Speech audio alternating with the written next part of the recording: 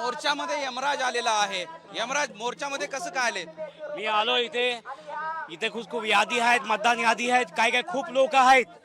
त्या एक खाली या पृथ्वीवर आहेच नाहीत.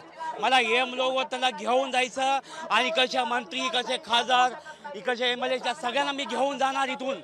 म्हणून आलोय मी इथे. काय माहिती मिळालेली आहे तुम्हाला? मला हे आहे त्या आतापर्यंत ते वरी आलेच नाही. एकाचं वय 117, 124, 90 ते अजून पण वर आलेत आणि ते इथं वोटिंग करतात. कसे काय वोटिंग करतात महाराष्ट्रामध्ये? मी त्यांना घेऊन जायला आलोय आणि वरती पण लई काम आहे त्यांना. काम आहे पण ह्या सगळ्या मोर्चामध्ये सहभागी झाल्यानंतर ते सापडतील का? मला सापडतील. मी घर घर जाऊन येणार आहे.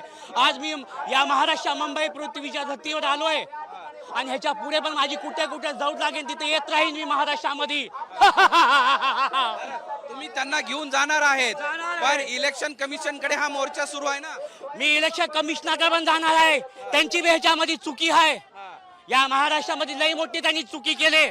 एकेकाच्या घरामध्ये 10 नावं आहेत आणि ते व्यक्ती आहेत नाही महाराष्ट्रामध्ये. कुठं आहेत ते लोक?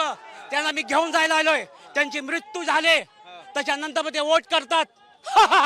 कसं काय होतंय? हा यमराज कुणाला घेऊन जाणार?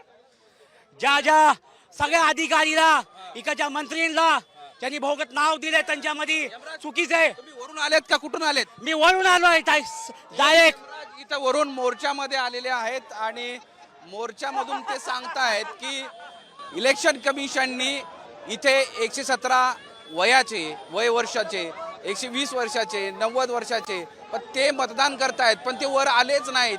पण नेमकं काय ते शोधण्यासाठी आलेत आणि त्यांना घेऊन जाण्यासाठी आलेत असं त्यांचं म्हणणं आहे. मोहम्मद इरफानचं माधव सावरगावी, साम TV, मुंबई.